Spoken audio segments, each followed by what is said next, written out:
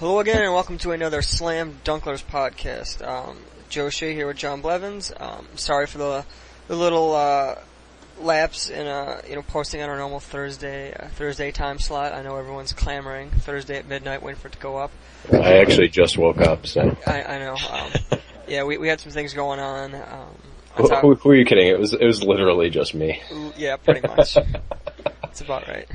But it happens. So yeah, I'd first like to talk about the live podcast that we had done last week. I don't know how many people that saw it, listened to it, were there, whatever. But overall, I thought it was a pretty good success. John, what are your thoughts on the thing as a whole? What are you taking from it and so forth? Yeah, the live podcast was sweet. I think that we got a lot of coverage. Just from the sheer number of people at the F&M, and there's a ton of new faces. There's a ton of new faces just for Magic, not just the Dunklers. Obviously this was our first live podcast, so people had never seen us do the cast, but just in terms of just new people that I've never even seen in my entire life, it was pretty sweet. Vince and Blaine and them, Dave and Adams are talking about how much of a success it was, how great it was, and all that sort of stuff. So that was, it was pretty sweet. It went over so much smoother and just so much better than I was expecting it to be. Just considering the fact that me and you were going to be running it and doing it all. Yeah. The fact there were no explosions was. I was expecting it basically for us to do a 20-minute cast because we were going to run out of stuff to say. We would do one terrible interview with I don't know, Dan Lamb or Joe Steed or someone, just an interview that we would have had to force. The people who are dying to be on this podcast. Yeah, the never people will that, be. Yeah.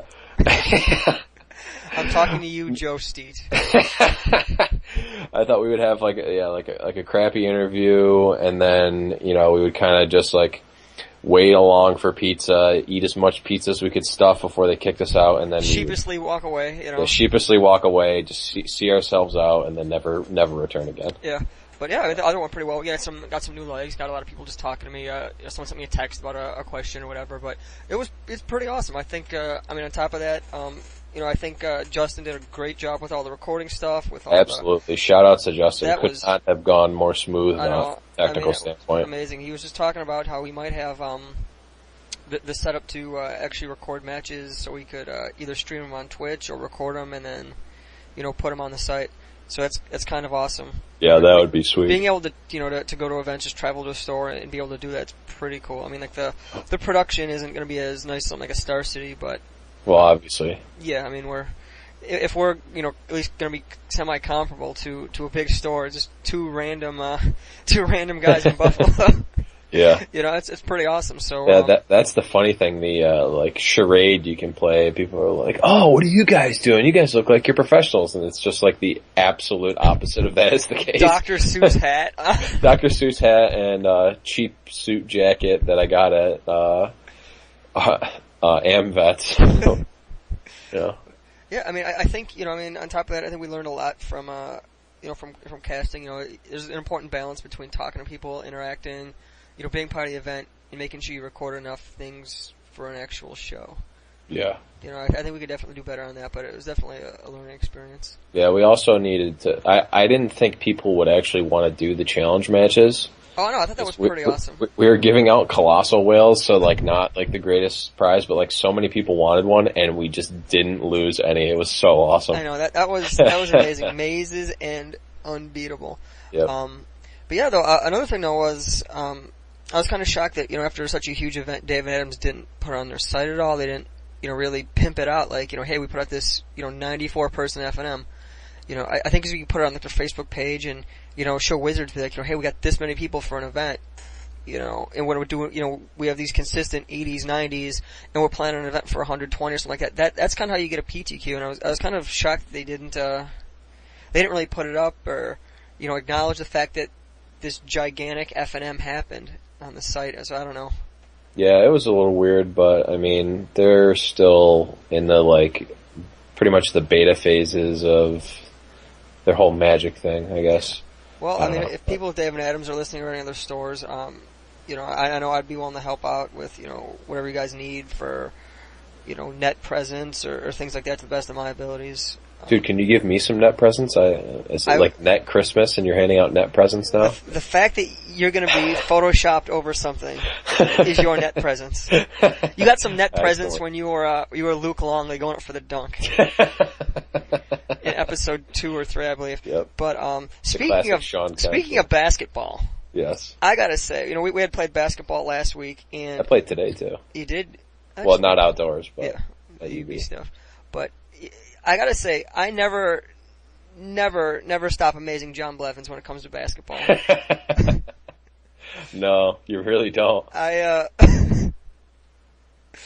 randomly grabbed a rebound, and I don't know if there's no people who actually watch basketball here, but there's this major, like one of the most amazing basketball moments ever is Reggie Miller versus the Knicks. They did a documentary on it for ESPN's 30 for 30. Shout out to ESPN 30 for 30, Reggie Miller versus the New York Knicks. Fantastic. It's on Netflix. Actually, I gotta say, even if you're not a sports person, I really suggest that you watch the ESPN 30 for 30 series. It's really good. It's not necessarily about the sports, but about, the stories that happen and interactions and people, and they're really good documentaries. You'll learn a lot. Yeah, and just a little bit of an aside, like the whole you might get excited for like if you watch like League of Legends matches or like if you watch like an intense Magic match, and that pivotal point where you're like, oh, he the best example that I've seen in Magic is the Craig Jones ripping the lightning helix. Yeah.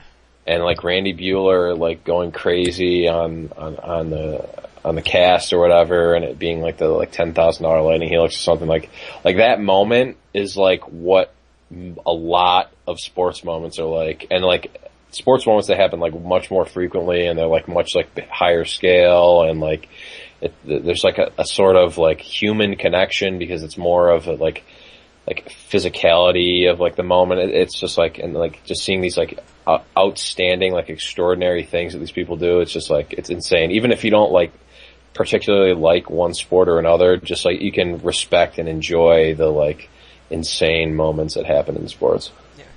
But, speaking on that moment, we were playing and my team was down like 8 or 9 points, whatever. I grab a rebound. I dribble back to the 3-point line, scream Miller for 3, shoot it, bury it. It was the most amazing thing ever. But what was even better was the follow up the next game when when your teammate hits a 3 and you go Cheryl Miller for 3, and I was the only one that got the joke. Me and James Hoffman were the only ones that got the joke. That happens. My kind of humor is more that like referential kind of thing like that, and a lot of people don't get it, and it's kind of frustrating sometimes. But yeah, I thought I was pretty hilarious. That was like the highlight of my basketball life right there. It's like literally it's been going downhill from there. Haven't played since then, but it's just still going down. You're still somehow scoring less points. But pretty awesome that the Black Podcast went well, and we're kind of free to go and travel to go to events and record that. So, hopefully people, people have a fun time when they do it and stop by and things like that, because we loved it. Yeah, so, it was awesome. And I know, I don't know how many people were listening were there or who listen to the podcast that we recorded, but if you guys have, suggestions on what we can do better, because I know it's definitely our first time. Yeah, any suggestions would be great. Yeah, I mean, definitely, interested in making it like a regular-ish kind of thing and so forth. So, let us know what we can do to make it better. Yeah, and on a related note, I talked to Ryan today, and he said that he's got a date in mind for Dark Forest's big 1-year anniversary tournament. It's going to be sometime in September, but he has to double check the scheduling to plan around GP Detroit, because he knows a lot of the guys, including I'm guessing himself, are going to be playing in Detroit. So be prepared to do the Dark Forest Yeah, we'll give you Big more event. information as soon as that comes Yeah, out. Ryan also said that he is more than willing to be on the show to announce it himself. So That'd be great. So, segueing from Ryan O'Donnell, there was some interesting news at the World Championships in Magic that happened. Yep. There's some good news and some bad news. Yeah, the bad news is, unfortunately, our good friend Lucas Labuta's associate, Reed Duke, did not win the championship. Did not win. I was disappointed. I know, he was up 2-0, I was excited, he was playing the Boggle deck, I'm like, we got this. And then Shahar comes out of nowhere. Yeah, I mean, and that happens. So, Yep. yeah, unfortunately, but...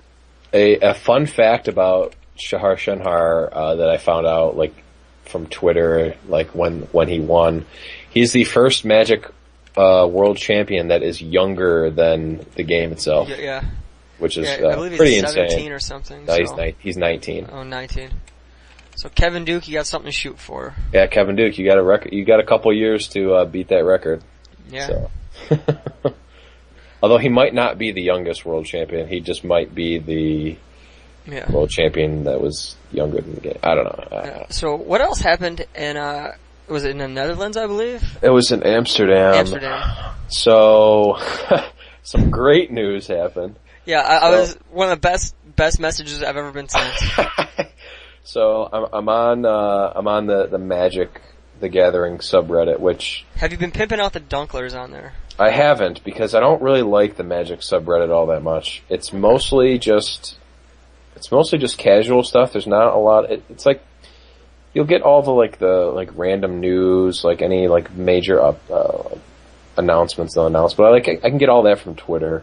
Yeah. It's not like there's a bunch of pros going on Reddit, although there are the pros are on there, but it's not like the pros go out there and they post a bunch of insightful stuff or talking. It's just a bunch of people either 90% of the posts are either people posting pictures of the stuff they just bought, people posting pictures of cards they got altered, the cards they just got altered, or people. Alters are pretty cool. Kind of, they can be, but these ones aren't. Yeah, 80% of them are really stupid, but you have no idea. You have no idea how many people have posted the same exact thing. Look what my girlfriend made me for my birthday, and it's just a birthday cake with a mana symbol on it. So many people post pictures of birthday cakes and cupcakes with mana symbols on it. If anyone that posts on the Magic subreddit is listening to me, don't put pictures of cake and cupcakes with mana symbols on them, because no one cares. I mean, absolutely no one cares. It is awesome, and to be in a relationship where your girlfriend or significant other is into something you're into, especially something as nerdy as Magic. But yeah, there's no need to be. No one gives a shit about your cake. Yeah, that's just that's just a life lesson. Yeah, unless it's some epic thing. If it's something awesome, sure. Yeah. But if it's literally just happy birthday, Jareth. Here's happy birthday, Jareth. Hope you have a magical birthday, Scotty. With a black mana symbol. Just don't do it. I don't care. And I think I'm speaking for... Actually, I'm probably not speaking for most of the people on Reddit. They probably eat that shit up. Pun intended. But, yeah. It's so bad. Oh, and the other thing that people post is they're like, LOL, look at this combo I found in Standard. And it's a 10-card combo that gains 5 life. It's just a stupid, just not useful at all. Grind out that value. Not anything at all combo. It's just so stupid. Yeah. And there's also a ton of threads about Magic cards that look like people, which is whatever, that's fine. I'll take that over cake any day. Yeah, I'd much rather have pictures of people who look like people we know from Magic. Yeah. But after this long aside, I was going through the Magic subreddit, and I see that there's a post about someone getting mugged at Amsterdam, and I'm like, oh man, that sucks. Unless, and I click it, and I'm like, no way, this is too good. And I read the original post, Tom Martell got mugged in Amsterdam, and I couldn't have been happier when I read it. I immediately sent it to you. Well, here's my question. Like, if if Tom Martell's getting mugged, you'd think he'd, with all the grease on him, he'd be able to slip away pretty easily. I know, you'd think he would have just squeezed right out, just like slithered away, but... Yeah.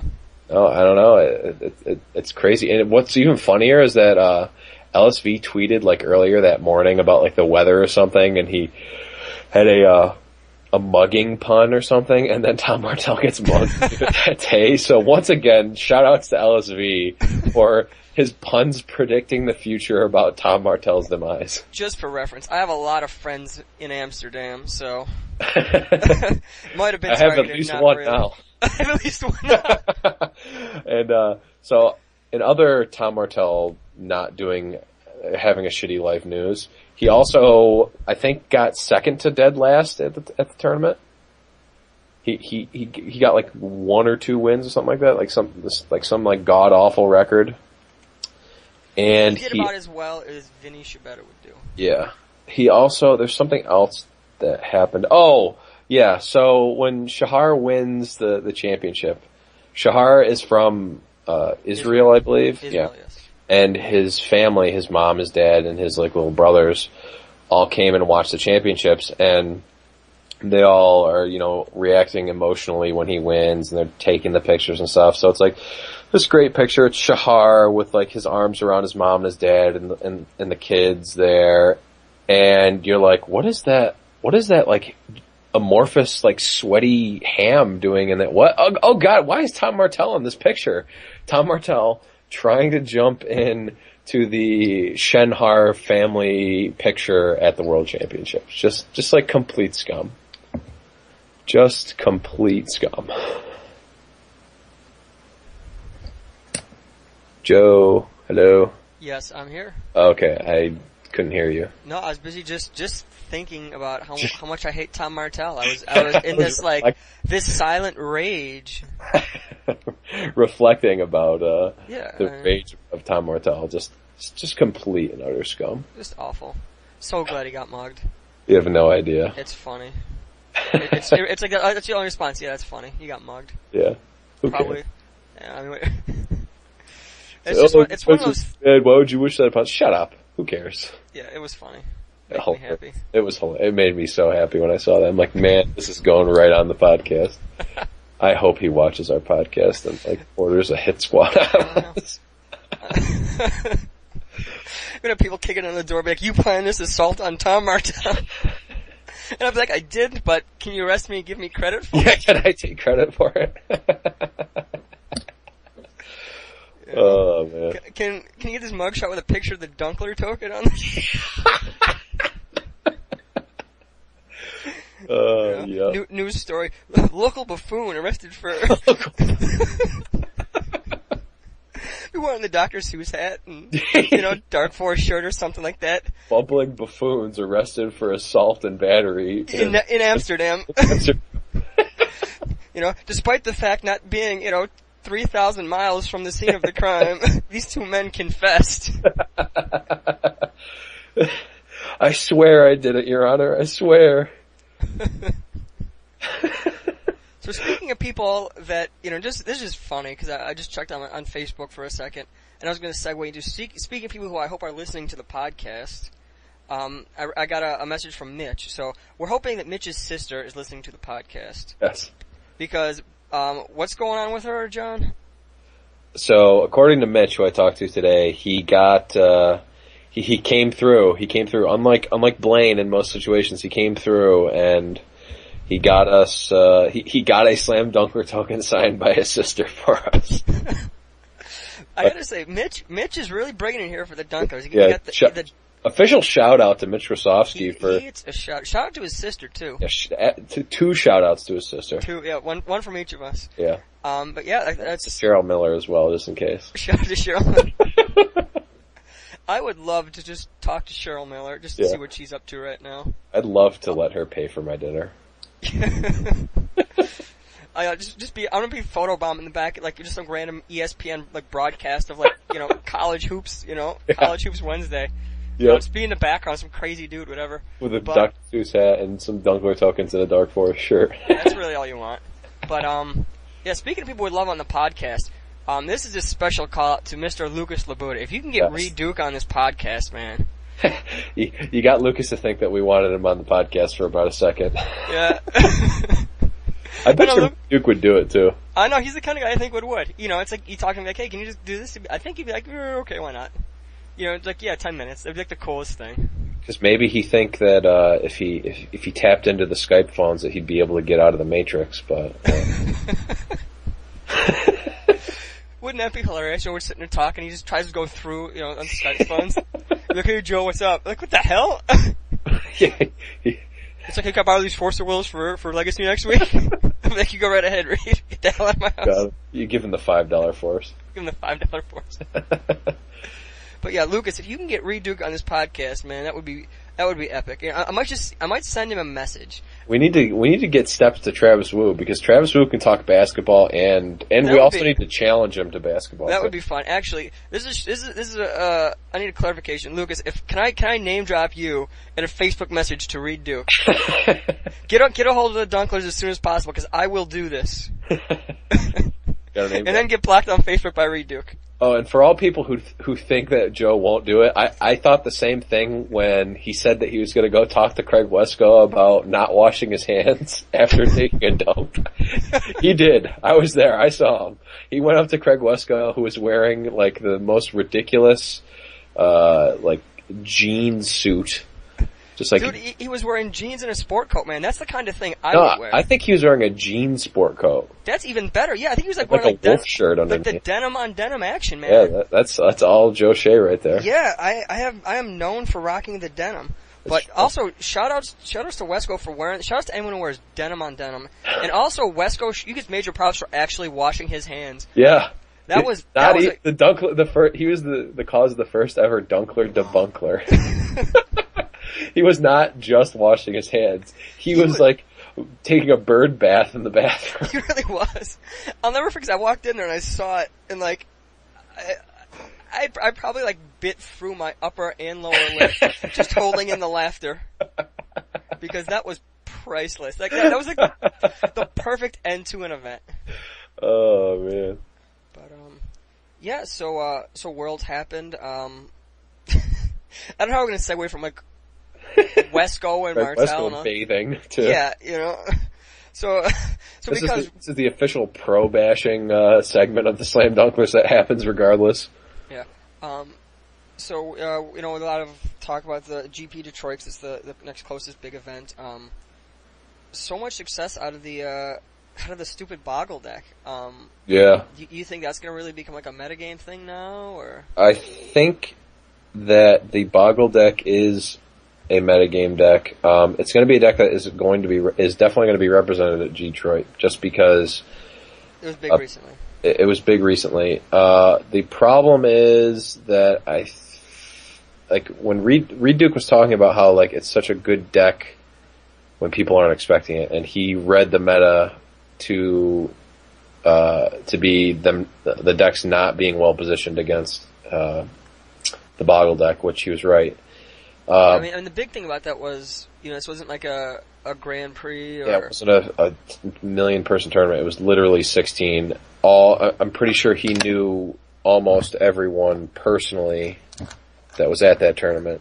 So it's pretty easy. Like, they all kind of like broke into groups too to test for it too. So like, he had a pretty good idea what most of the people are going to be running.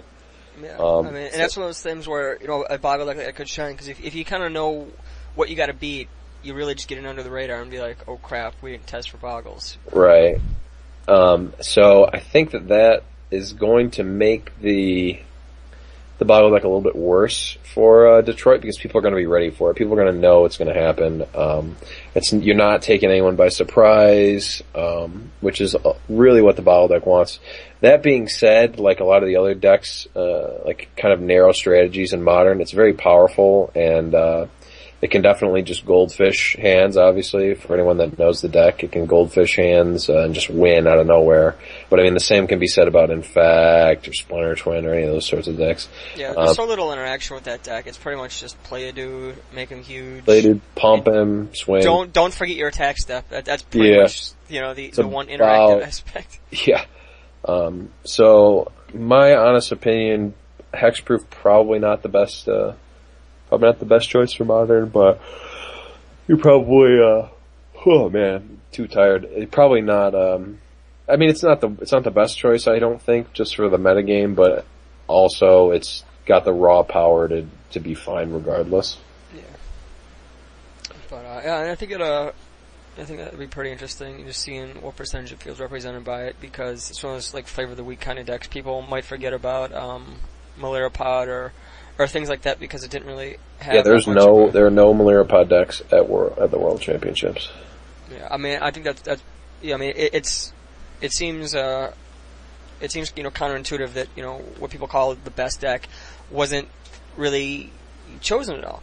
But I mean, it makes a lot of sense when it's a smaller tournament and you just need to. You don't want to be the guy playing the deck that everyone's expecting to see at a tournament. Yeah, I think it was Ari Lax, but it might have been someone else in like the same, because there was a discussion about why. Major shout outs to Ari Lax. I sent him a Facebook message about the Kiki Pod deck. Yeah. And he got back to me in like a day, and he wasn't like nice. He wasn't like, get the hell out of here or whatever. He's most people should be. Yeah, like the average person does, whatever. He's like, we're just ultra friendly, but I was like, what are your thoughts on this and this? And, I expected him to just be like, yeah, whatever, I don't care, or ignore me, or something like that. But he typed out like, it was like 4 or 5 paragraphs, like, just talking about the deck, and I was like, seriously, man? Major shout outs to him. Like, that's, I mean, I don't know if he like plays professionally, or he probably has like a job, or goes to school or something, but like, to be like kind of like just take some time out of your day to talk to some random scrub who sent you a message, clearly, I'm clearly a scrub based on my Facebook profile. I mean, just to do that was pretty awesome. So he gets some major love. Shout out. Clearly not a Tom Martell. He's like the opposite end of the spectrum. Yeah. But yeah, it was either him or someone else was talking about, the Malaripod deck, and it kind of made the points they made kind of made sense, as to why it wasn't played. I don't remember what the consensus was. I'm pretty sure Ari Lax thought that the blue-white-red matchup was in his favor, him playing Pod, but people were disagreeing, saying that the blue-white-red matchup with the lightning bolts, the Ajanis, and the lightning helixes made it put slightly in their favor. But regardless, the Malaripod deck is the type of deck that rewards a lot of playing of that specific deck, learning all the interactions, just knowing, like, not just the interactions of what your deck can do, but the interactions of what your deck can do based on what your opponent has, or what your opponent could have, or what line you need to, like, what pod chain you need to go down, what order you need to do things. Like, all those things are learned from just playing the deck over and over and over again. And this tournament was not conducive to just picking your deck and playing it better than your opponents, like it might be at a GP, because obviously, even if you're the quote-unquote best player in that room, your play skill is only going to be fractions of a percent, if that, better than your opponent in any random match in this tournament. So you're not particularly going to be able to outskill or outmaneuver. I mean, obviously it still happens, but like, there's not going to be a significant amount of that happening at the World Championships with the 16 best players in the world at it. Yeah. Yeah, I mean, something you can take away from that too is, how, like Reed Duke and Shahar, they played, the finals and this and that, and like, it sucks for Reed to lose, especially being up 2-0, but like, I mean, it came down to one game, and he had to mold I think it was 5 It was 5. Yeah, so I mean, it's an important thing, like, just even playing like regular Magic or something, like, you're gonna lose a lot of times just to variance or bad draws or things like that, and sometimes you're gonna come in second or fifth 7th or 8th or 9th, which is brutal, or 65th, which is brutal. And it's really frustrating, but at the same time, you know, it's so hard to not get down on yourself, but, you know, especially when you have friends like, oh, you know, it sucks coming in second, whatever, blah, blah, maybe we'll do better next time. But you really gotta keep your head up, you know, because I mean, like, I wish I could, like, you know, just been like, you know, hey, Reed, man, you know, great run, great year. You know, just because you know you wore the 5 and he didn't doesn't mean, you know, you're not an amazing player, and it doesn't mean he's better. It just, you know, he won that coin flip in the fact that, you know, his deck, you know, didn't screw him out like yours did. Right. And, you know, especially when people are new to the game and trying to take it more seriously and things like that. And, you know, like, I mean, when I first started to play more seriously and try to take it, you know, try to be a great player and this and that. You know, there were times like I you know, start off, you know, I'd like to start out, you know, 2-0, 3-0 at FNM and things like that. And then there were times like I'd win my first match and I'd just lose my second one. I'd get so down on myself. Yeah, you did that against me a bunch of times. You'd win the first round against me and then go 0-3 the rest of the tournament. Thanks, Joe. Thanks. I did that out of spite, though. Yeah, I'm sure. But yeah, I mean, so that's an important thing to just make sure you don't get down on yourself when, you know, the bad breaks happen, things like that. Yeah, and the whole the meta game and the whole, like, the choice to pick a deck and stuff, that kind of leads into a topic that I had brought up to me by a viewer with the name of Scott Kernew. I'm not sure the pronunciation, but shout out to Scott. He messaged me the other day, and let me see if I can bring up the exact message so I can. While you bring up, major shout outs to Scott, because I know Scott, you know, he listens to the podcast. He generally gives decent comments. We need more listeners like Scott. Yeah. So everyone else, bring your A game. Yeah, this was great. He messages me and he says, "Do you know someone who is a good deck builder? Like, if I could give them an idea that I want to run, could they pretty much keep the shell without destroying, like, the main shell, but make it competitive?" So basically, if I have an idea, do you know someone that can basically take that idea and make it competitive, like a deck doctor sort of thing, like Conley Woods does sometimes, or he used to do it. I don't know if he does it anymore. And one second, I hate to interrupt. I just had like 3 seconds of I believe it was the message by Grandmaster Flash just play in the background. So if you just heard like a little bit of a bass line there, that's what it is. You're not going crazy. So you should check out the message. It's a pretty good song. It's weird. It's random, but it happened, I think. And if not, I just heard it in my head and I'm crazy. So either or. So I've had this like type of question asked to me before, and it's usually by newer players or not necessarily new, but people that play FNMs, start taking a little more serious. Yeah, starting to go from their kitchen table to maybe an FNM or like GP or whatever. And in my mind, I think that a lot of people like that take deck building and deck choice. I think they take it from the wrong direction. But this is just my opinion. I think, and there's times when it's definitely wrong, like at the beginning of the format. But in my opinion, I think you need to not go in. Actually, the way I like to think of it is, when I'm choosing a deck, if I really want to take a deck that I want to play at like a big tournament that I want to do well at, I'll approach the deck choice kind of like I approach drafts. And let me explain that. People sometimes will want to do, like, Innistrad was really big for this. People would go into Innistrad drafts and were like, okay, I'm going to draft zombies. Like, before they open up a pack, before anything happens, they're like, I'm going to draft zombies, or I'm going to draft self-mill, or I'm going to draft, I don't know, any strategy. Burning Vengeance, yeah. And, like, they'll open up their pack, and there will be I don't know, like a bomb uncommon or something. But then how about a bomber? Like how about like Falcon Wrath Marauders or something? like Falcon Wrath Marauders, for instance. There could be a Falcon Wrath Marauders. Shout out to Traveler's Amulet. Shout outs to anyone who gets that reference. Just us two. Just us two. Oh no, there's plenty of other people. No one else will remember that, probably. I don't know. Here's it's pretty memorable. But so there'll be a Falcon Wrath Marauders, but then there's your I don't know, just some your Armored Scab. There's your Armored Scab that is in your self-mill deck, and something, or your Spider Spawning. Although Spider Spawning might be a defensible pick, regardless. And it's like, oh, I gotta pick the Armored Scab because I'm going to be doing self-mill. Now, while that's definitely fun, and I've definitely done that a bunch of times where I've gone in and just wanted to draft a certain strategy for fun, or perhaps it was fruitful in that I wanted to see if the strategy was playable, like at the beginning of a format.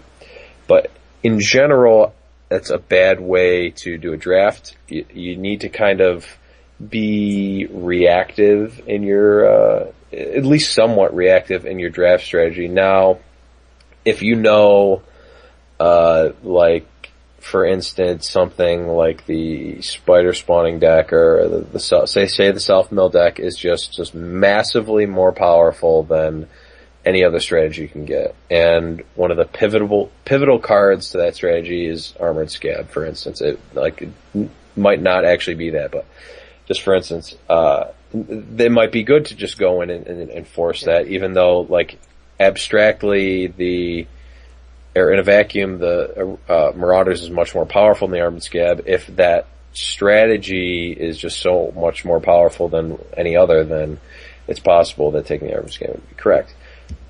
But in general, that going in with like a set thing in mind that you want, that you force. Yeah, it's very important. It's very important to not force things unless you know that it is by a wide margin. Unless you have a reason to do it. Yeah, like, I mean, you know, like if you're playing Modern Masters and you know, like, the best archetype is, like, say, you know, 5-color control or you know, 5-color green or fairies. Like, if you know that it's that much better, you can try to force it and take like a pick that, you know, you can pass on something that's, you know, in a vacuum more powerful.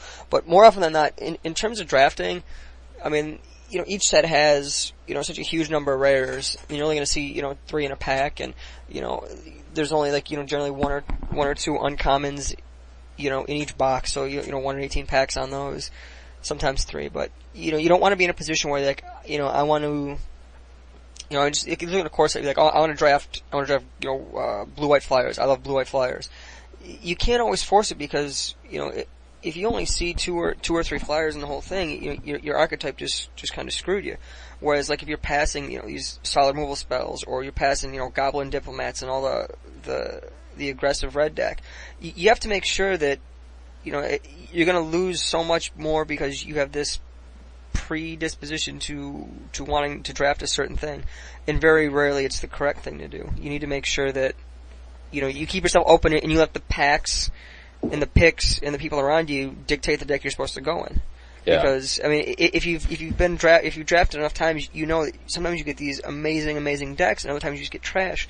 And, you know, part of it will come down to the, you know, the variance of the rares and the packs open, but a lot of times, you know, you go in just wanting to draft, you know, this certain thing, and you're missing out on these great cards, and perhaps you're getting cut. You know, if you're getting cut, you're getting these just, you know, you're getting like the scraps that the other drafters to your left or your right don't want. The old Dan Lamb passing cut. Yeah, you know, the Dan Lamb passing cut, which is famous. Yeah. But, so, that's a bad strategy for draft. I also think it's a bad strategy for constructed. A lot of people will be like, oh, I want to play my mill deck in standard. I want to play my slivers deck in standard. I want to play my, I don't know, my ooze tribal deck in standard. And they'll be like, how do I make my slivers deck more competitive? And now there's definitely ways that you can make it more competitive, but in my eyes, I don't consider playing at your local FNM to be very competitive. And now it's definitely subjective on what competitive is. And obviously different people view, they'll view what they consider, competitive differently. Some people, they won't ever play anything more than F&M. That's the most competitive tournament they'll play in. But in my eyes, there's very few things less competitive than F&M that you could even really consider Magic. So my whole philosophy is not based on being an F&M warrior. Not that there's anything wrong with being, playing F&Ms every week and only doing that. But my whole strategy and philosophy, and a lot of the people that I play with's philosophy for deck building and deck choice is not to win not to win F&M. It's to do well in a global metagame at GPs and Star Cities and PTQs and that sort of thing. So going into a tournament or trying to take a deck or a shell, like for instance Slivers, and trying to work that into a competitive metagame is just it's really tough. A lot of times, especially like now, we're kind of M14's been out for a month, maybe a little less than that, and the decks are kind of settling down. I mean, obviously there's different versions of different decks, and this standard particularly has a lot of different decks. And I'm not saying that there's not still room for there to be a breakout deck, but a lot of times the breakout decks are there's something that is tailored to beat a certain strategy that's already out. It's not usually, sometimes it happens, but it's not usually just a completely random idea that no one saw and is now just dominating. The time I can think of that actually happening was when I think it was either BBD or it was either Brian Branduin or Brian Sondag, some SCG grinder innovated Wolf Run Ramp. Yeah, I'm pretty sure it was BBD on Yeah, it's BBD. He innovated Wolf Run Ramp, and everyone was mind blown. Holy crap! I can't believe he's using Primeval Titan to get Wolf Run, and it was a huge thing, and that was a huge thing for a while. Yeah, like Valak had just rotated out. Primeval Titan's awful again. Yeah. Oops. Oops. It's still the best card in Standard. But yeah, that sort of thing it happens, but it's rare. So if you wanted to take Slivers and make them a deck, it's just not very feasible to be able to just take a Sliver shell and kind of throw it into the metagame and have it do well. Namely because a lot of specifically a lot of the Sliver cards are just underpowered and there's not that many of them. But also Tribal always struggles. I mean, Elves is different because Elves has this inherent advantage of ramp. Yeah, and also the Elf deck in Standard has nothing really. Well, I guess it has Elvish Archdruid, but besides that, it has no Elf synergies at all. Whereas the Slivers are completely relying on other Slivers. Yeah, but so I kind of told him that a lot of the people I play with don't really deck build like that, and it's more of we need to build a deck that beats the best deck, or that can beat the best 3 decks or whatever, have favorable matchups. But one thing that you can do, if perhaps you're just trying to make a deck better, or just try to make your deck take your deck from just an abstract idea or a tabletop deck to actually being able to play it in F&M. One thing that I would suggest that a lot of people don't inherently do is just smooth out your curve, your mana curve, and by that I don't mean just make all your stuff cost cheaper. You kind of want to have that step ladder of having a bunch of 1 and 2 drops, and then slightly fewer 3 drops, slightly fewer 4 drops, and just making it so your turns smooth out. Especially if you're playing an aggro deck, you want to go turn 2 guy, turn 3 guy, turn 4 guy, or turn 2 guy, turn 3 guy, turn 4 removal, or something like. Yeah, I mean, even just go it's better to go turn 2 guy, turn 3 guy, turn 4 2 guys. Yeah. Then turn 2 guy, 4, turn 3 guy, turn 4 skip, nothing, turn 5 skip, nothing, turn 6 drop. Yeah, that's not usually what you want to do. You want to have a. That's how you just lose games right there. Because if you're stuck on 4 lands or something like that, then you're like, oh, what happened? Like, that's a big thing. There's a lot of people that, I mean, they'll have pet cards and they'll be like, oh, I want to play my 7-drop. I want to play 3 of my 7 drops or whatever. I'm like, well, that's fine. Like, if you want to play 7 drops, you have to build your deck in order to do that. Play ramp or a way to cheat them in or something. I don't know. But another thing, don't have pet cards if you want to. Yeah, I mean, turn. That's hard. Like, I mean, I know I fall in that trap. Like, I can have pet cards. Elixir of Immortality. What? Yeah, like, I mean, if I were going to a real event, I'd probably put 1 elixir in the sideboard. But like, I like elixir. I like trading posts. That's just because you are a trading post. Yeah. One thing I will say though is like, if you want to play a deck that is very under the radar, or like a homebrew at a big event, like, the one thing you need to do is, and this is just for like any format, figure out what the 3 or 4 best decks in the format are. And if you have a great matchup against them, play your deck. I remember, when Jund and, like, Blue-White Control with Jace, the Mind Sculptor were decks. Like, I didn't want to play them, but I built a deck that could beat Jace all the time. And I played it, and I beat Jace all the time. Like, my deck was like just, Fauna Shaman Vengevine, just synergies like that, and it worked very well.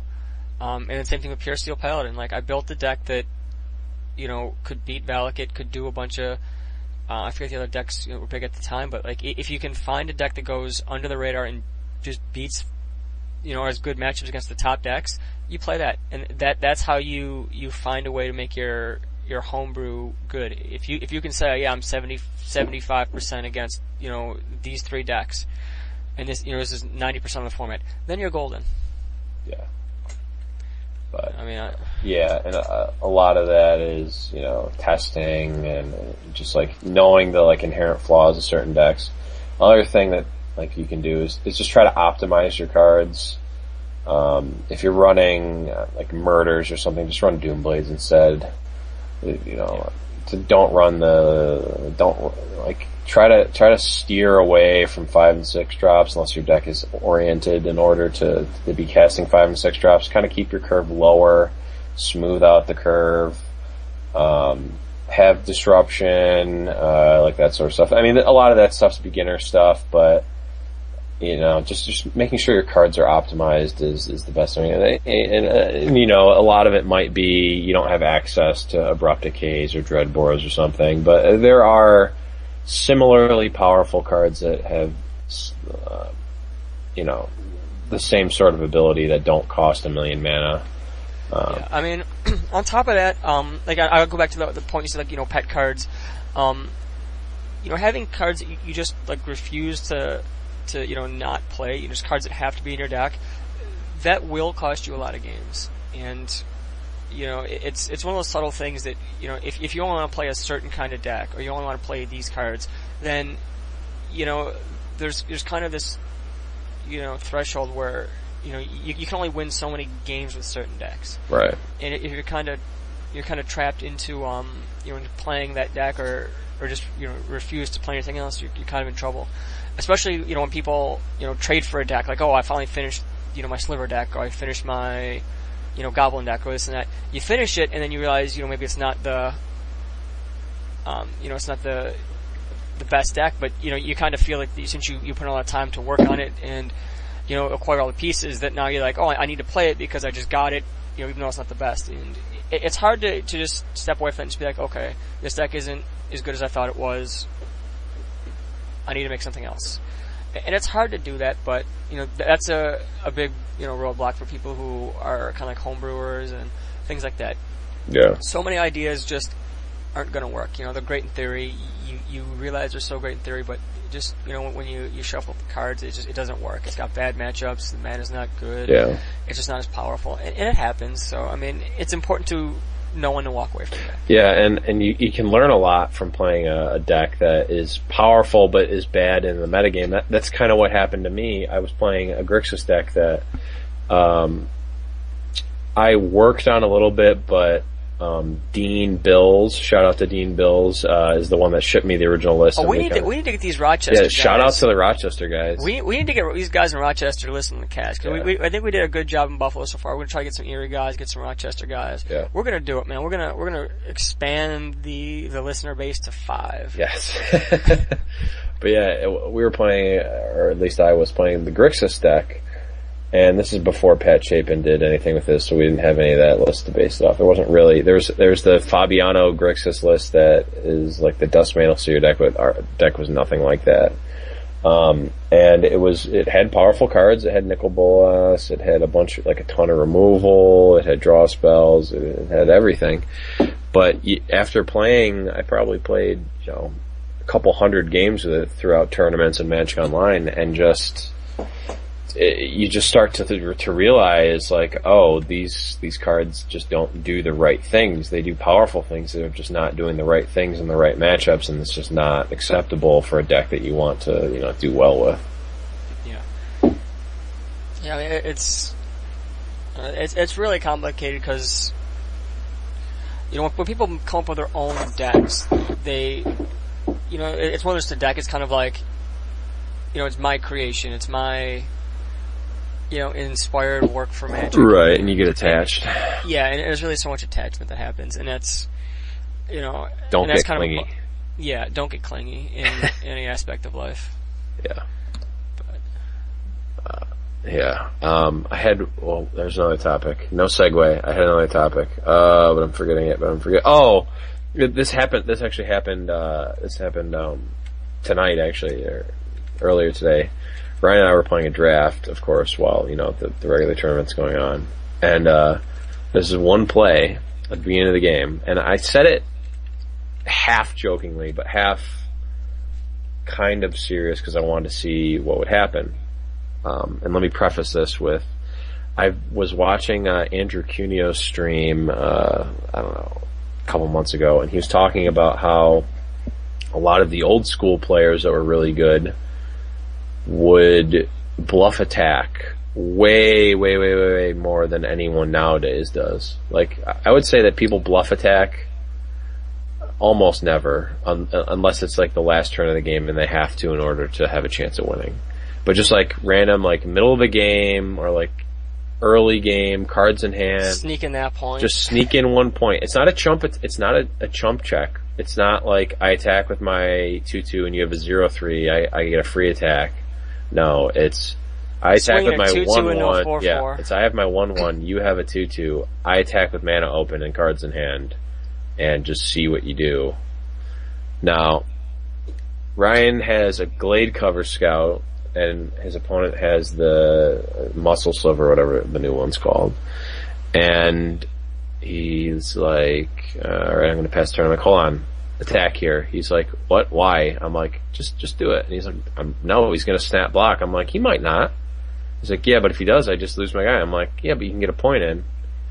And he's like, no, it's not gonna matter. It's just gonna throw my guy away. I'm like, just get this point in. I want it. Just bluff attack. Just bluff it. He might not block.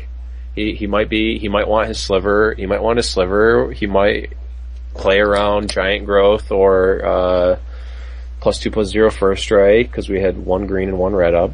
Like, he might play around that. He might play around like Ranger's Guile or some other Ranger Guile will be bad, but he might be playing around that. He might want to keep his sliver, just attack and get the point. I mean, in. Sometimes his sliver decks just trading 2 for 1 for one of the pump slivers is pretty big. Yeah, yeah. Just attack. And by the way, we had Stone Nothing in our hand to save the creature if he blocked, and Ryan didn't block. And just so you know, we were 1 short at the end of the game. Literally 1 short on the last turn. We needed 1 more point. We could do 10 and he was at 11. with corrupt and the shade thing.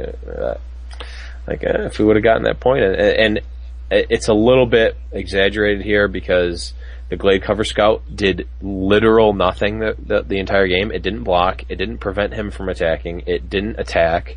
It didn't get any points of damage, and it didn't trade with anything. It did so you're saying literal it was a nothing. 6. It was a mull to 6. Worse than a mull to 6. You had to pay 1 mana. I had to pay 1 mana on turn 1.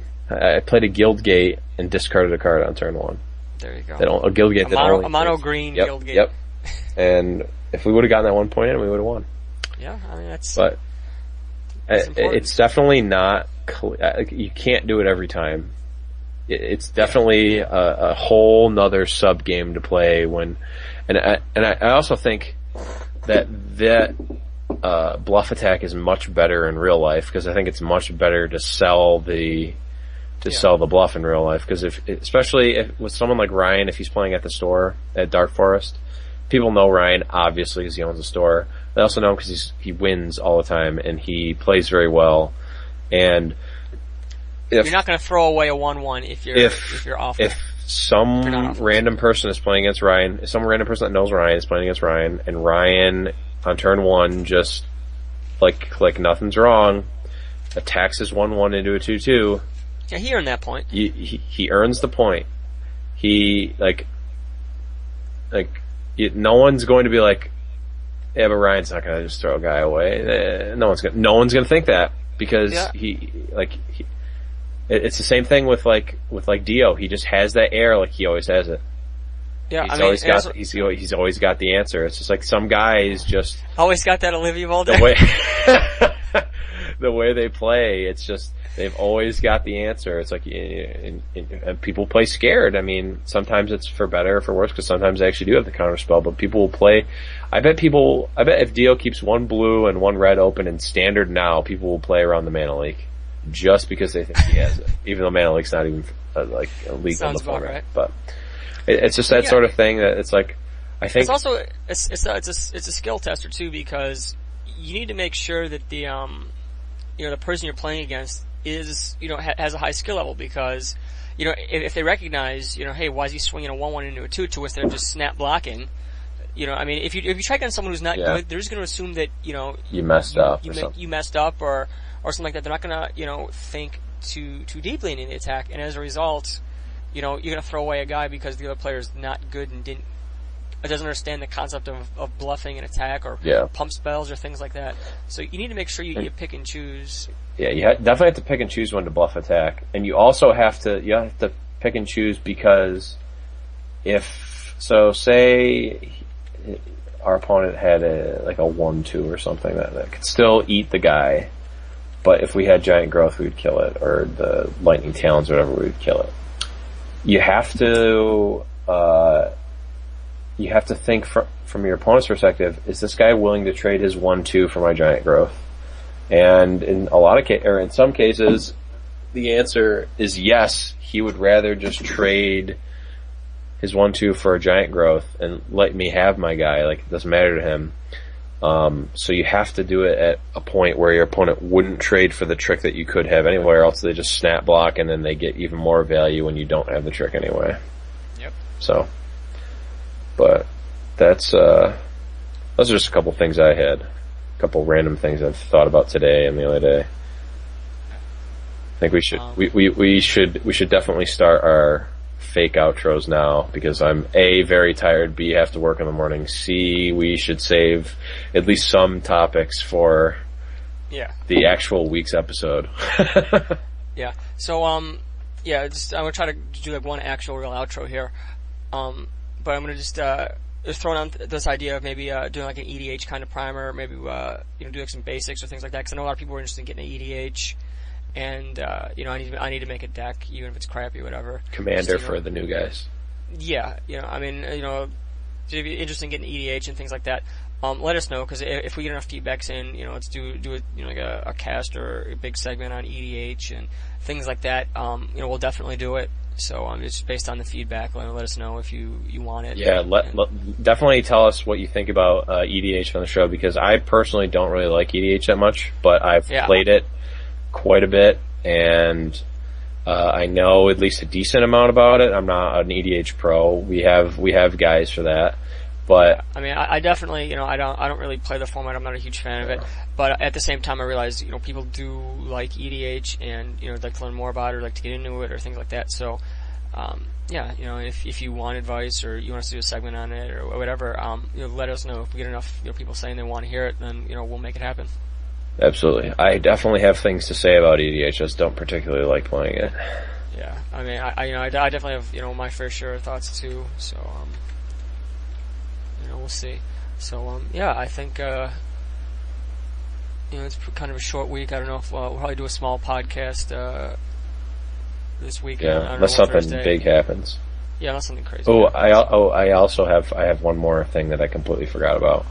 What's that? Shout outs to Alex Bianchi just being game day champion. I'm hurting for Bianchi because I haven't seen him in a while, and it's because I'm not going to say the exact reason because I don't know if he wants people to know or whatever. But he is a Colombian drug lord. He is a Colombian drug lord. I had to say it. He's been missing in action for a while. I don't keep secrets, John. I try to, but I'm. I guess you're just a stealer of secrets. I am. But yeah, he's been MIA, so I haven't seen him in a while. And just stand up guy, great player. I'm excited to see what he's going to do with the next game day. I mean, I think that Ryan just ships it right to it. He just forwards Wizards Bianchi's address. Yeah, he gets all the top. He gets all the prizes. He gets the playmat. It's awesome. He is the game day champion. So good. I bet people were listening to this all the way up to here. I'm like, man, they didn't give a shout out to Bianchi. They're gonna forget. Nope. We got it. Gotcha, bitch. Yeah. On top of that, if you guys want us to go to any particular store on any time for a live podcast, we could try to arrange that. Key and Peele, we're talking to you. Yes, if Key and Peele's would actually change their name to Key and Peele's, we will go live anytime you want. Absolutely. But yeah, I know I thought doing the thing live was fun. Absolutely. There's like one little big hurdle to get through is that if we were to comment on live matches going on, we'd probably be right near the match, so we don't want to give out. Wouldn't necessarily have to be that close to the match, depending on what Justin has, but we can work it out. We can see if it's feasible or not. Yeah. So if you guys have any advice, suggestions, things like that, whatever, let us know. Until then, maybe we'll catch you Thursday. But I got a feeling we might just skip this week's cast if nothing big happens. Try to force an episode, and just maybe have this. Maybe we'll do a very small. And I'm not making any promises or commitments here because I don't know what Joe thinks about. We might do a little mini Kaijudo episode. Maybe. I'm just throwing it out there. I'm just throwing it out there. I know there's at least a couple people that would like that. We could definitely think about that. Be interesting. I don't know. I mean, it's kind of have it on in the week if I'll be free, if you'll be free, whatever. But it's not a bad idea. Yeah, I mean, it's going to be a slow week. Yeah. We've done nothing on Kaijudo. I kind of want to talk to Ken because shout outs to Ken Tober. He was at the World Championships of Kaijudo. Yeah, the Kaijudo Championships, and he had some stuff to say about it, and I kind of want to get the inside scoop and kind of relay that. I kind of got some of the inside scoop. It was not favorable to Kaijudo. Yeah, but who knows? Yeah, we'll see. Maybe we'll stay tuned for that. If not, let us know if you guys want topics for episodes, thoughts on improving the live cast, where you want us to do the live cast. If you guys want to hear an EDH episode, and actually if you do want to hear an EDH episode, let us know who you'd like the general to be, and we can try to maybe build a sample deck on that general. Possibly. Yeah, I mean it's make it a little more interactive, things like that. So yeah, you let us know.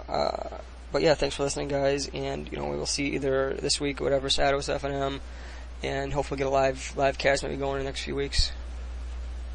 Yeah, that'd be awesome if we could get another. That was an awkward silence there. I just gotta say. Yeah, you didn't really like ask a question or like. No, I was just making leave a statement. It open. Yeah, you were leaving us. You just made a statement and then kind of like wanted me to say something, but it didn't really like segue. No, I was fine with that just being an ending. I don't know if you want to talk before. Oh, you wanted to do like a fake out and just end it when it doesn't even seem like it should be ended. Oh. Well, actually, speaking of the fake outros and all that, I have one more thing. I am going to give people I'm going to give people the full list of the From the Vault 20 because it just happened. The 20 card release. Number 1 is a Joe Shea favorite, Dark Ritual. Ooh. Beautiful. The art looks pretty nice on it too. It's not a card that's going to have a huge value, but man, it's nice. I love that card. Wow. Number 2, Swords to Plowshares. Another great one. Yes, they're just bringing it here. Third one, Hymn to Torok, which is already spoiled. Yep. It was a great card. Fourth one. Fyndhorn Elves. Fyndhorn Elves. If they couldn't, when you thought they couldn't put more commons in a From the Vault, there it is. Impulse. Wall of Blossoms is another card that's coming up. These are almost all commons. Yeah, Thran Dynamo. This is an EDH staple foil right here. Ooh.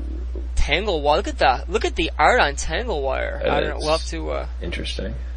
Yeah, it's kind of. I can't. It looks like a. Sigh. It looks like an elf in some kind of like tangled up wires. Is that bondage kind of thing? Is it like a tangled wire?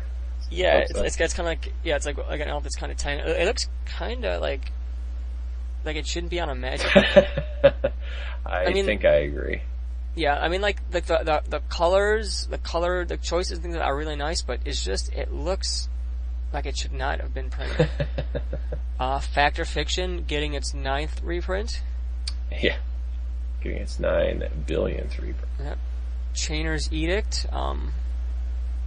That happens. Chroma's Vengeance. Another powerful EDH card. Gilded Lotus, which we had already seen. Ink Eyes, which we've already seen. Yeah, we've gone through Ink Eyes. There's the Craig Jones video that we alluded to earlier. Yes, that is a great choice for. I mean, the problem is Char, like it only sees really like playing cube and whatnot, but yeah.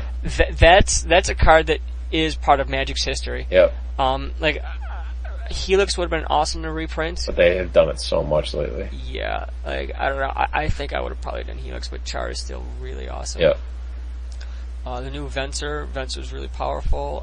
Chameleon Colossus, that's another kind of magic thingy with. Chameleon Colossus is part of my history because it's always one of the answers to what are the best two creatures in X creature types. It's almost always Chameleon Colossus and Mutavault. There obviously are more, but there are obviously cards better than those. But yeah, it's funny. True. And then we got Cruel Ultimatum, which is art. Yeah, I mean new art. I think the art looks really awesome. It's definitely like a Planeswalker kind of Bolas thing. Like it just captures a lot of Magic stuff. It goes back to Nassif's, setting up my ultimatum mana kind of thing. Yep. Which was really awesome. There's also I got a cruel control story. But I'll go to that later on. Sculptor was printed. Boo. Green Sun Zenith.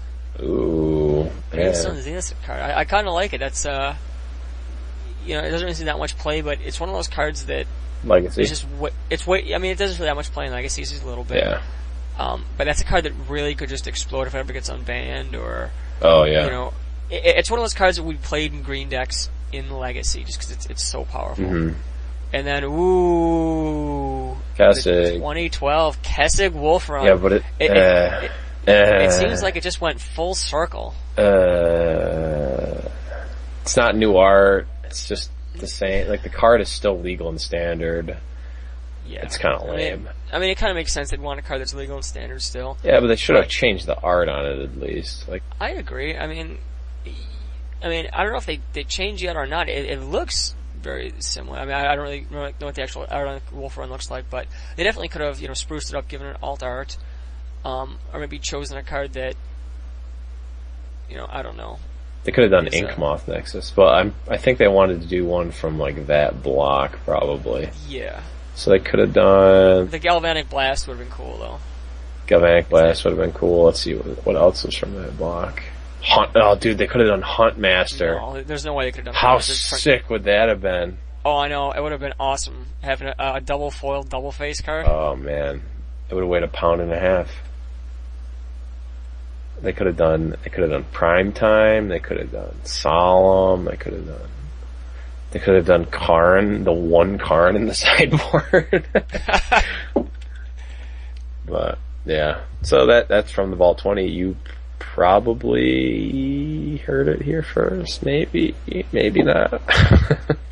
Yeah, I mean, by the time you listen to this, I'm assuming you've probably already seen the spoiler. But yeah, I am definitely. Like, a lot of those cards I thought were underwhelming, but I thought the Dark Ritual was just a great way to start. Like, you go Ritual and the Swords, like, those are just two Magic staples. Yep. Like, when it's like from the Vault 20, like, Dark Ritual, I was like, that's a card. Like, that's the kind of card that really represents, like, what people in Magic want to do. It's such a good card. That's such a great choice. I'm like at a loss for words. I'm all giddy now, too. I'm like, are you giddy on or giddy off? Giddy off. Oh, you're not giddy on. No, that was like a D- joke at best. Yeah, let it happen. So on that D- joke, let's call it a night, I think. All right, I'm ready. I'm ready to call it. Oh, thank God. But yeah, thanks for listening, guys. Thanks for going through the little From the Vault spoiler with us. If you have any other thoughts on the From the Vault stuff or anything else we mentioned, get a hold of us. We love feedback, and as we just showed, if you guys give us feedback as a topic you want to talk about, we will make it happen. And if you don't get feedback, we will make sure that you get mugged like Tom Martell. Yep, we did it before. We'll do it again. Later, guys. See ya.